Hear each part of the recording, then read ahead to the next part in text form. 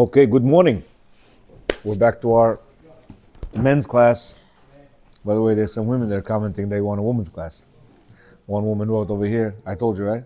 She's like, oh, this, that. By the way, I'm using my boyfriend's account. Well, I would really love for a woman's account, but we're working on it. Before we start, I just wanted to mention how easy it is for us to get caught in negative or commenting that is constructive, that is really not necessary. Right before Shabbat, my wife tells me, "Oh, look, I got a haircut." I said, "Oh, you cut your hair yourself?" She said, "Yeah." I said, "Wow, okay, nice." So I was like, "Okay." I go into the shower, and all of a sudden I get a wad of hair from the drain. The drain. Sometimes hair falls. You could actually take it out. It doesn't go into the drain. Take it out.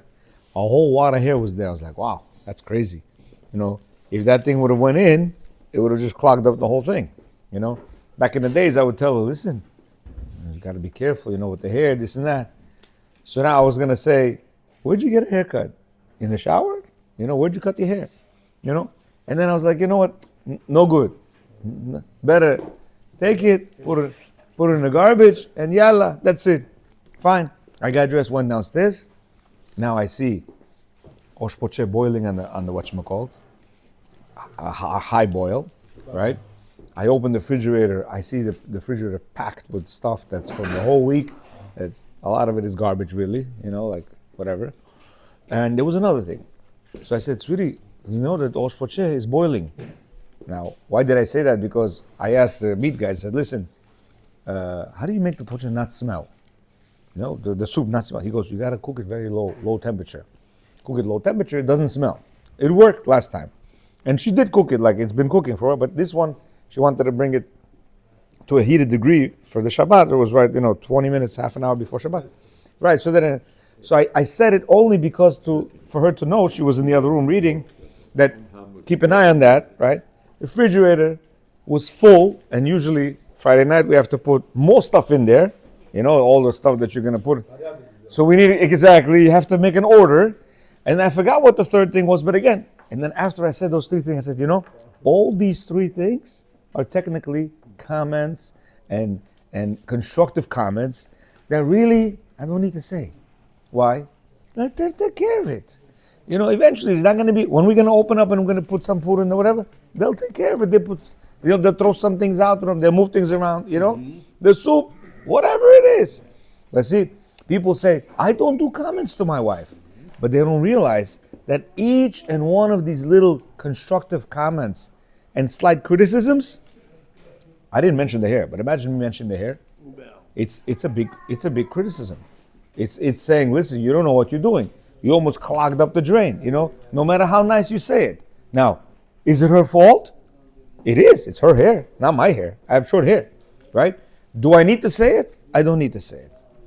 It's better you pay the roto-rooter when he comes, whatever, $50, $100, $150, than to get into this thing. I'm just bringing this up in order to bring to light how every single little thing is a negative criticism, right? In their eyes, it's a negative criticism. You do it. I know you're a professor. You don't have any negative criticism. I know you, Tzaddik Yisod. We're saying really, I'm not really. learning the book. I understand. You should be. We're saying that the people fall into this critical, status on a moment-to-moment basis. Every little thing that you say, it's a part. I'm thinking it's a part of thing. But they are thinking, no. He's giving me what? Ding, ding, ding, ding. And this is what breaks the woman down. This is why women are the way they are. Why? Can you imagine how many of these? I said this within like a 3 minute. 3 minute. It's like, that they say before you leave the shul, you got to do isarten, eraften, hadliku et haner. Instead of saying isarten, did you do masrot? Are you ready to light the candles? Are you ready? What? I said what? The thing is boiling, the refrigerator is full, and then I already forgot the third one. But after I said, wow, look at how we can get caught. And now if we use the ratio of 5-1, as he mentions, right? We're in Happily Married by Zamir Cohen. What 5-1? I'm pretty sure the whole day on Friday, I didn't really say any positive takoi, comments. I don't remember. Later I said, yeah, wow, you have a beautiful dress and this and that. But 5-to-1 ratio, 5, nice comments, compliments, this and that, to 1 criticism. Yeah. So I would have had done 15 compliments that day if I mentioned within these 3 minutes this little whatever I did. Okay. Can you stop with the wow and the who's? Yeah, it is wow. It's good. Wow. Oh, wow. We don't need this thing, huh? I'm saying wow after reading so many books. To praise her. Yeah, absolutely. I shouldn't say that. What do you mean? Not just don't mention it, but we can praise how you deal with this refrigerator every time. Yeah. Later on, I didn't have time. I was going out to shul. I needed like a commander. You gotta understand, a man, he's a commander. He is a captain, but in what sense? A captain also gives orders, right? But he has to know how to give orders, right? And we're doers. Men are, listen, I'm leaving, doom. For them, it's not as a positive thing that you tell me. But is it our job to give orders? It's not, but we are like that. We men are like that. And you know what? The Mishnah says, you don't give an order, but you say, Isarten eraften hadliku et haner, right? Meaning, the Mishnah says we have to give these. We have to give this. Sounds like order. No, it sounds like you're commanding her, but it says right. Yeah, it says exactly. It says you have to say it nicely, right? And when we are living in an ideal situation where we have a good relationship with our wives, they'll take that very lovingly. And even this kind of thing, yeah, I'm not in trouble, right? Because like he said, I have so many points built up, right? That it's problem is we have an empty bank account. We actually have a negative account, which means we are way below what we need to do with our wives. And then we say these things. Wow, this becomes a craziness. Somebody thinks that we say something rather. It's Uh-huh. not a command. I know. It's a question. Yeah. They're asking the Correct. If she did it, Exactly. If not, he's supposed to get up and do You're it. right. Just ask her. But even if I say, did you clean the refrigerator? No. Did you? not this way. Is the refrigerator clean? Clean. Yeah, but it's still But it's doesn't mean that these supposed to do right. that. These things isarten eraften. Those are special holy things which we need because if without that we wouldn't be able to eat whatever this and that. But anyway, I just wanted to mention this in the sense of having a person understand. One second, that sometimes we can do comments and we don't even know we're doing them. Easily in a minute of 2-3 minutes, you can do 4, 5, 6, 7, 8. It's like mamash. Depends how you said it to her. Again, forget about As you said it, Mulo Cohen. But I am telling you that I said it in a way that to me, it sounded negative. To me. even the question. No. When I said what I said on Friday night, I'm giving you a real case. I said it nicely. I said, sweetheart, the oshpoche is boiling. Okay, that's one. Then I said, the refrigerator has too much stuff. Maybe we can clean it up. That's 2. Yeah. Again, because you're telling me. You're just giving her heads up because Yes, she's sitting somewhere else. very good. And she So might not notice in it. an ideal situation, it's good, right? Well, what I'm saying is, in a situation where when you don't have a relationship, you're like this. Don't tell me that my oshpoche is. I know what I'm doing. You get those kind of answers. Yeah. I know what I'm doing. Don't tell me. You understand? You're not the wife. You want to be the wife? Go behind the car. I know what I'm doing. So it's like you're giving me. What do you want to say? I'm burning the thing. I'm giving you an idea. We're spending 10 minutes on this for you to have an idea that on a daily basis we can do a lot of criticisms and constructive criticism. But anyway, we're back to the book where we have certain issues and he's giving us an idea of how to fix the issue. Finally, the wife says like this. Husbands complain. You don't respect me. We did this, no? You don't respect me. Wife says, I don't understand what he wants from me. He gets all the respect he deserves. Did we do this? Okay, let's see. Who's right? It could very well be that she respects him very much. But as a woman, right, she doesn't feel the deep emotional needs you truly have as a man, and therefore she doesn't know how to practically express what's in her heart. We did this, by the way? We did this, right? Respect, yeah. I think we were, you forgot you have a wife and children at home? No, we didn't do it. Let's just do it again. Let's just do it again. What's the solution? So basically he's saying, the man says, you don't respect me enough. So she's thinking, no, what do you mean? I'm doing as much as I can. But she practically doesn't know how to express this respect to him. So what it says, what's the solution? If she didn't learn how to express herself properly in Torah classes or books, you should ask her to consult with a marriage expert. This will be easier than for a husband to try to explaining to his wife how to show respect to him. Very big problems, yeah? If you see that she's mistreating you in the sense that she's not giving you proper respect, he says, don't try to explain, sweetie, it's like this. No. You have to go and get some kind of expert who knows these kind of things, maybe a lady, right? And tell, listen, maybe you can, coach my wife, help my wife to be able to, properly respect her husband. There is such a thing that they do not know how to do that. Yes. Even with, let's say he's properly right nowadays, I have guys who are working hard. They're trying to do what they have to do, and the wives are still giving them under the cut. Now, some of these guys are not doing what they're supposed to do. They're not. Why? Because I hear that they're still saying these comments that are very, very hurtful, and the wives are saying, no, he's good, but he's still saying this to me here, which is no good. You have to stop. It hurts, right? And then second thing is, do some introspection and see if you are behaving in a way that diminishes her respect in your wife's eyes. You see?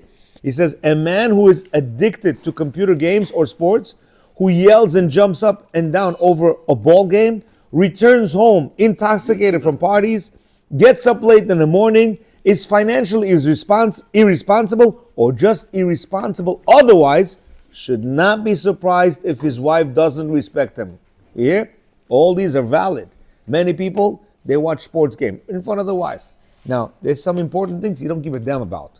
Comes to sports, everybody quiet. The Torah is coming out. What Torah? He's got the behemoth playing in it, and he's shh, padaji, shh, So he says, financially responsible, comes home drunk, comes home smelling from cigarettes. A wife doesn't want to respect a guy like that. She told him, sweetie, I can't stand this after cigarette smell. That smell? Awful. Yeah? Now he can't smell it. Why? Because he's already used to it. He comes to her, hi, Johnny man. She's like, oh, brilliant. Yo, can you please get away from me? Now she's thinking, she's telling him. She's not telling him. It's really bad smell. A guy that, is going to come in right now after smoking a cigarette, he smells awful. It's a very, very stenchy smell. Yeah, you got to brush your teeth. You got to this, that. For that type of thing, it's already in the clothes. It's in the hair. It's in the whatever. It's not going to help. He says, behave in a respectful manner. He's telling the man, and others will respect you. Respect her, and she will respect you. As it says in Avot, who is wise? He who learns from everyone, from every person. Who is strong? He who conquers his desires. Who is rich? Who is happy with what is lot, with what he has. And who is respected? He who respects others. Yeah, it's a very, very big common sense. It doesn't have to be a Torah thing or a marriage thing. You have to treat a person with respect. He'll treat you with respect. There's no way, and we said this several times, there's no way I'm going to talk to him nicely and he's going to start cursing me. Impossible, unless he's cuckoo, loony toony. But many people are not loony toony. They're normal. It means you're somehow disrespecting him, and therefore he's showing you in kind. The Talmud here enumerates 4 things that people usually misunderstand.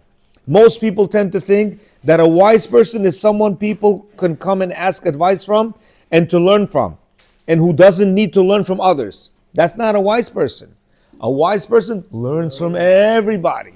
And that's very important, right? Because each person has a different angle of understanding things. The verse therefore comes to explain that this is not true. A wise person is a person who learns from others and understands that no person is perfect. If we're perfect, guess what? We're not going to be sitting here. We're going to be in the other world. So we're here in order to perfect ourselves. And therefore we have to understand, not everybody's perfect, not including us. And therefore, if the person is doing some kind of mistake, you got to be easy on it. Yeah? He says, people also commonly think that a strong person is someone who rules over others. The verse teaches us that a truly strong person is one who overcomes his own desires and deficiencies, who gives in to and humbles himself before others. See, that's a strong person. Many men, especially Bukharian men, machismo, men of they think, you know what's a strong guy? I'm going to be stubborn. I'm going to be, No. That's a very weak guy. Why? It's to show how self-esteem, how low of self-esteem he is. Why? I can't say I'm wrong, but you're wrong. No, I'm not. And he's going to bring all kinds of excuses. A real strong man, you know what he's going to? He knows he's not wrong, and he's going to say, I'm wrong just to die, just to kill the situation. That's a strong man. And women know that very much. Many husbands think that if I stand like that she's going to respect me because I'm a man. No, you're a weak piece of nothing. When a man admits that he made a mistake, now she respects him. She wants to bow down and say, wow, this guy, mujik. Why? Because he sees that he made a mistake, or he didn't make a mistake. She knows she's wrong, and he's taking on his shoulder and says, okay, no problem. My bad. Let's turn around. Let's try to do something else. Let's get out of this situation. Not fight. Yeah, exactly. Okay, that was 2. Number 3, wealthy people are considered to be those who have amassed huge amounts of money and assets. The verse teaches us that the truly wealthy person is someone who is happy with his own lot and who is not jealous of others who have more. True wealth is not defined by the amount of money a person has. It is a person's attitude towards his money that defines his status as a rich person. You hear? Which means, I got billions of dollars, but I have $1 billion friends, and I'm looking at his house and I'm like, but he's got a nicer wing over there like that. I should have done that in my house. You hear what I'm saying? So a rich man doesn't necessarily mean he's a happy man. Why? Because he's always he's got a 50-foot yacht, but my yacht is only 48 feet. You hear what I'm saying? Exactly. You're not satisfied. However, a man who's happy with what he has, he could have $1,000, and that's his life savings. He's saying, I'm the happiest man on earth. I like my hamburger. I like my peace. I like my 1-bedroom apartment. I'm happy over here. So a rich man is not according to what you have. It's according to how happy you are with what you have. Because if you're never going to be happy with what you have, there's no limit to where you're going to get. You got it, you're not happy. You got it bigger, you're not happy. You have more money, you're not happy. You have more, and it just never will be satisfying. Yesterday, one person asked me a question. What if I don't find any positivity in my wife? What should I do? And the answer was bomb. I think it should be. The Chachamim said, the person that doesn't have a wife, doesn't have happiness, doesn't have this, doesn't have that, doesn't, whole list, Zohar adds much longer list. The person with no wife is so limited. 100%. So that means if I do have a wife, I have all these things. Correct. And that's how we should. For all those who can't hear him well, he says, one man said, I can't find anything positive in my wife. I can't. I'm looking at her, she's all negative. Yeah? Somebody came to him and says. So he says, look at the angle, the other angle. The Zohar says, the Talmud says that a man without a wife, he's not a person, he's not this, he's not happy, he's not where, yeah? No Torah, no et. Even though you have Torah. It says your Torah is not Torah. Why? Where's your challenge in order to have that Torah? So it says just by having a wife, you have all these things. So you have to be grateful at least for that. And Be'emet, there's no such thing as not finding a good thing in a person. No such thing. Why? Because every person has some type of a quality that has to be appreciated for, right? The wife cooks, she does something, yeah? You have kids with her, you have relations with her, something. There's nothing as a zero. The zero is, I'm going to block all the positivity and I'm looking only at the negative. Yeah, of course you're not going to be able to see. This expression, we have peripheral vision, right? You know what peripheral vision is? I can see everything over here. I can see Mulo Rachamim, I can see Ephraim, right? If I'm looking over here. If I close this side, half of this I don't see at all. like they don't exist, but they're really there. You understand? They're really there. I just don't see them. They're half the room. So imagine, you know that the person has good qualities, but in your mind, you block that so hard that all those qualities are not visible at all. They're there, but they're not visible at all. Why? Because you're not allowing yourself to just see it. And the minute you do, you'll see a different reality. So that was number 3, wealth. Number 4, people are considered a person deserving of honor as someone honored by the world and who doesn't respect others. Yeah, our sages corrected this mistaken belief by stating that a person deserving of honor is one who respects others. Because when a person respects others, others respect him from a true and pure emotional feeling that he derives that respect. So so show respect to her, and she will do the same for you. You know what he's trying to say? Hand wash hand. Right now, there's a lot of people out there. Yeah, some of them are evil, but yet they're respected. Oh, you know why? Because this guy has power, has this, has that. He says that's fake respect. Yeah, because that guy might be very nasty to other people, but they put him in such awe because says the Chachamim said no way. The person who's respected is one who shows respect. He's not here, right? There was a certain individual right now. He came with a child. So the child threw a cereal. And he's being a little bit tough with the child. It was a lesson for me, right? So pick that up, give it to me. And the child's not, he's like, pick it up, give it to me. And the child doesn't want to pick it up. And he's taking his hand and he's pushing it towards the thing. And then the child, he's forcing him. And look, the cereal's there. He has his hands over there and he's like this. And he doesn't want to take it and he's like that. He's like, and he's like, I said to him, hey, Slatkimo, what's your name? And he didn't respond. I said, oh, what is this? And then like that once, twice, 3 times. And then I said, give that to Jaja, please. You know what he did? Right away went and gave it to me. And I said to him, Bukharian, Nachs Gavzan. Meaning, you have to talk nice. He's not even 2 years old, 3 years old, yeah? We think they understand our language. They don't understand our language. Neither do the women. You understand? A woman is just like this child. We have to talk to her nicely. Yeah, he didn't do the right thing, the child. He took the cereal, threw it. He's upset. He's whatever. But he's an emotional child. He didn't learn yet what it means to control my emotions. Why? Because he's not a man yet. He's going to be a man, B'ezrat Hashem. When we're gonna treat him nicely and make him feel like a person. How? Slatkimoy, what's your name? Beep beep boop papa. Give it to me, yeah, like that. You hear? Yesterday we had another incident with this gentleman's son. I called him over. I said, "Come here." So I take candy, and this is my favorite thing to do. I go, "You see the candy? Where is it?" And then they say, "This hand." I said, "Listen. If it's here, you get the candy. If it's not here, you get a smack. And then maybe you'll get a candy." They're like, okay. So what happens? When it's not there, I go like this. Okay, you ready? And I want to give them a smack. And I do smack them. Tako, small snack, yeah? They look for me to give them a smack. And I said to him, I don't get it. These kids look, by the way, your son came later to me. He's like, can you play the game again? But make sure you smack me. He said that to me. I guarantee you, ask him, tell him, his kid came again. Every kid wants me to smack him. They're like, can you smack me again? And I said to him, I don't get it. Why would they want me to smack him? You know what he said? He said, attention. You hear? Meaning, I'm not saying you don't give attention to your son.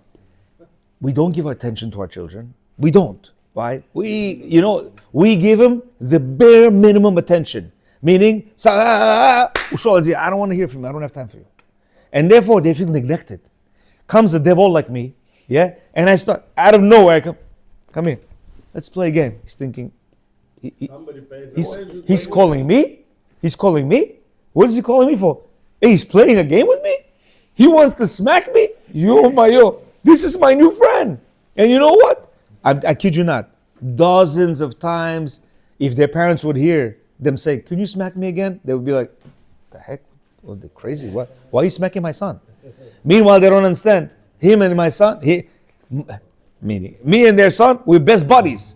I'm 53 years old. They treat me like a 15-year-old. They're saying, hey, Avrom, как дела? I'm like, Mr. Avrom, Mr. whatever, not Avrom. And then, Avrom, come on, Why? They feel so comfortable. Like friends. But the point was there is that even to get smacked, as long as I get attention, It's okay. I'm okay. Because he's giving me attention. And this is where it comes with our wives. When we don't give them attention at all, and we don't pay attention to them at all, what do they want? They want to fight with you. Because at least he's giving me attention. He's like, you this, you that. I mean, chas v'shalom for us to give them this type of attention. But that's what it is. You understand? They're trying to get attention by you better come home right now. I'm working. I don't care. I don't know if I told you Friday. Did I say this on Friday where I went to meet, and I said, listen. I said to her, what does she want? She said, I want to feel loved. Did I say that here? Friday morning? I think I did. No? So let's repeat it again. And then I went to the couple, right? And I said to her, okay, I have a black note over there. What's your name? This and that. I said, okay, so what's going on over here? So you know what she told me? I don't feel loved. I feel like I don't exist for him. He's saying, no, what do you mean? I'm here, I'm this, that. So I said, okay, he doesn't, think of anything to do, doesn't really take me out. Da, da, da, da, da, da. I said, okay, what else? She goes, that's it. So he's like, what do you mean that's it? He looks at her, he's like, what do you mean? What about the fact that you tell me to come home late from work, early from work, and you tell me this and that? So I stopped him. I said, because you don't give her the love, all that other thing she puts on you. And she's sitting there like this. She's nodding her head. Yeah? I said, look, she's nodding her head. So all those things that she goes crazy about, why you don't come at 5 o'clock, why you come 7, why you this, why you that, why that, it's all because of the fact that you don't show her love.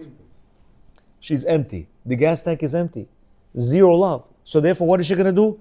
Pound you on your friends and pound you on the fact that you're working all the time and this and that and that and that. So in front of him, I said, the minute you fill her up, you could do whatever you want.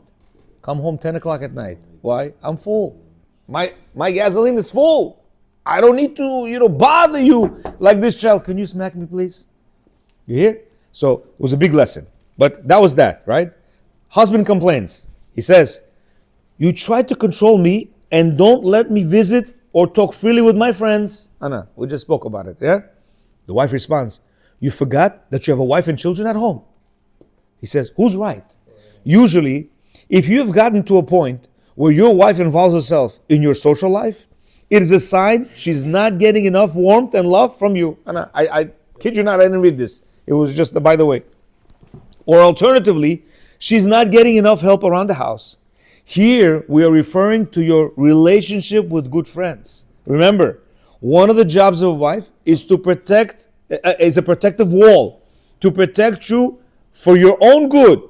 Of course, she should do this nicely and without pressure or feeling of being stifled. But she is a wall, which means, how many of us told our friend, our children, sweetie, I don't want you to have that friend. I don't want you to hang around with them. Why? We didn't do it because we hate them. Chas v'shalom. We did it because we see that friend no good. Yeah? So therefore, you're going to be influenced. Right? And therefore we protect them. She goes, that one of the reasons why wife is saying that is for her to be a wall. She sees that guy over there, he's not a good guy for him, for my husband. So therefore she says, I don't want you to hang out. I don't want you.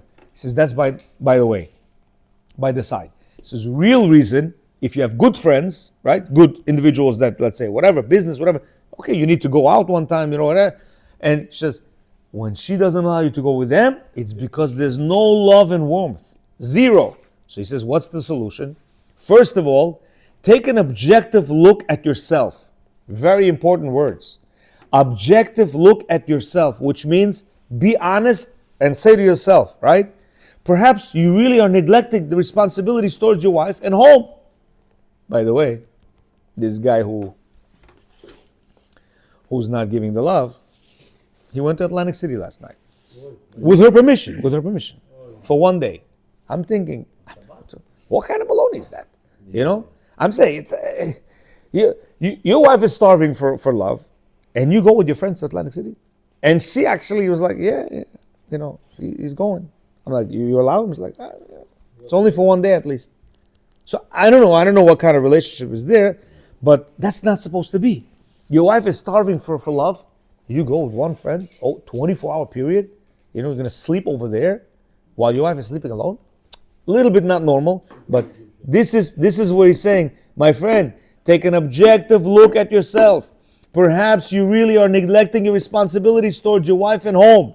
Now, Baruch Hashem, when I do see that, you know what I say? Okay, Baruch Hashem. Because a lot of people, your method doesn't work. Your doesn't work. You better believe it doesn't work. You know why? Because like you said before, you're not doing what you're supposed to be doing. You're not doing what you're supposed to be doing. We said you have to be nice to her, love her, talk nice to her, don't comment to her. You're leaving overnight to go to some Deonagi place, yeah, and you want her to be a good wife? You want her to say nice things to you? Of course she's going to tell you come home at 3 o'clock. When everybody comes home 5, 6 o'clock, 7 o'clock. Why? You can do whatever you want to do over there, right? But when I tell you come home at 3 o'clock, why you don't come home? You understand what I'm saying? You understand how a wife thinks? Very, very logical. So he's thinking, what is, this happens on Thursday. Maybe it could even happen 2 weeks from now, right? He doesn't know that he went for a 24-hour period with his friend. I need you right now.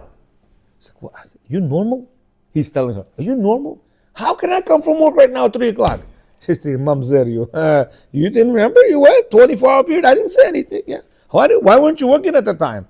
Oh, so there is time periods where you can go do your stuff, right? You can go do your stuff and not work for 24 hours. So I need you right now today. I think she's about to do the same to him. We get caught in this lie of ours, right? And so that's why he's saying, first of all, be objective. Maybe you really are spending too much time with the friends, especially if we are talking about friends who are not helping you grow and are even a bad influence on you. Atlantic City, major bad influence. What's Atlantic City? Mm-hmm. You understand? In addition, make sure you pay as much attention to your wife as you do to your friends, as you do to your mother or to your siblings. Yeah? As we described above, a wife who experiences a sour-faced husband while with everyone else he's lighthearted and happy makes her feel like she's playing a second fiddle, and as a result, she may try to distance him from others. You hear what he's saying? With everybody else, and we think we mentioned it last time. Hi, comes home. What's up? What's going on? She sees everything. The computer is okay. With him, he's like this. With the mother's like this. With that. I'm going to my mom. You don't go anywhere. I need you right now. For no reason. Well, you know what the reason? Over there, you're smiley lily. Over here, you're Tisha B'Av. You hear? So therefore, we have to watch ourselves. Be very objective. Be real with yourself. Be honest to yourself. Am I really making my wife happy or not? Yeah? One more. Husband complained. You can only care about you only care about the children. This husband complains to the wife, yeah? Wife responds, he should be happy that I invest in his children. And besides, he gets all his needs met and just likes to complain. I don't know who says this, but there are men who say, I don't understand. I come home, she's busy with the kids. I want to go to sleep, she's busy with the kids. I want to do, she's busy with the kids. Where's my eta? A little bit eta, but let's say who's right. A person who complains feels that he's lacking something. If a husband complains about a lack of attention towards him, he really is lacking in this area, meaning he's not showing attention.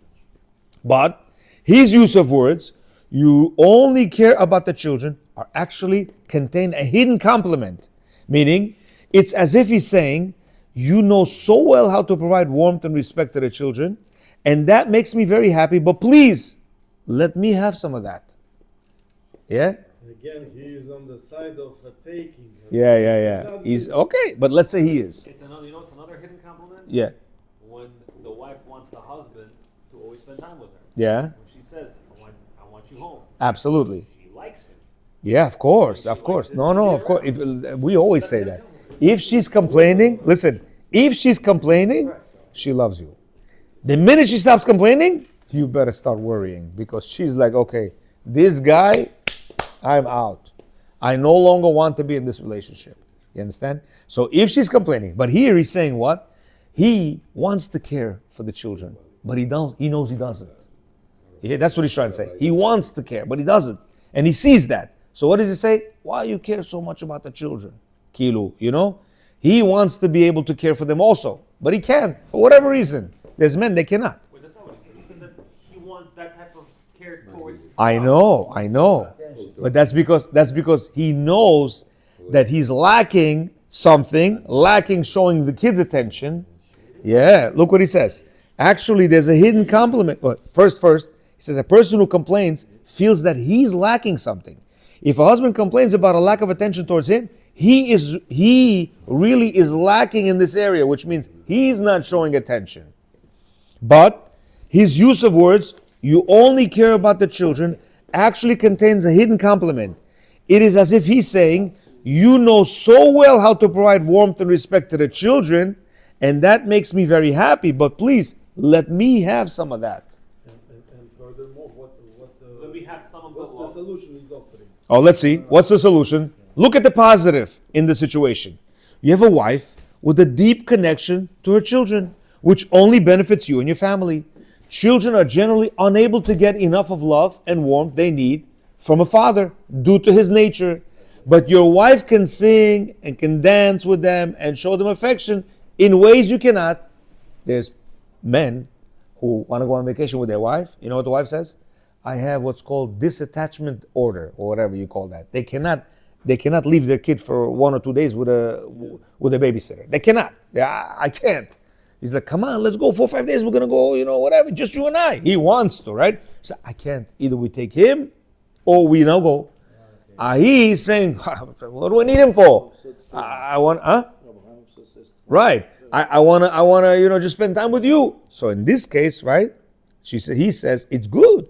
She's gonna take care of him to the point of whatever. This is not. However, if you see that this is really at your expense, sit down with your wife and have a friendly discussion with her without blaming her. Tell her how hard it is for you. Show her how much you appreciate her hard work with the children, and discuss how to find quality time to spend together as a couple. You hear? Sometimes I think in our situation it's not the case, but I know people, the wife is fully on the kids and she doesn't give him time. He's like, let's go out to the restaurant. No, I don't want to leave him babysitter. EB. Okay, she'll only go when her mother comes, when her sister comes, you understand? But if not, let's put a babysitter. No, I'm not leaving with the babysitter. I don't trust the babysitter. Here, and therefore, it comes to the point that he wants to take her out, but he can't. Now, she's happy. It's not that she's not. He wants a little bit more, excitement with his wife. Yeah? And therefore, they're in this situation. Be'ezat Hashem, we're gonna work on it and work on our relationships a little bit more tomorrow. Baruch Adonai Olam. Amen. Amen.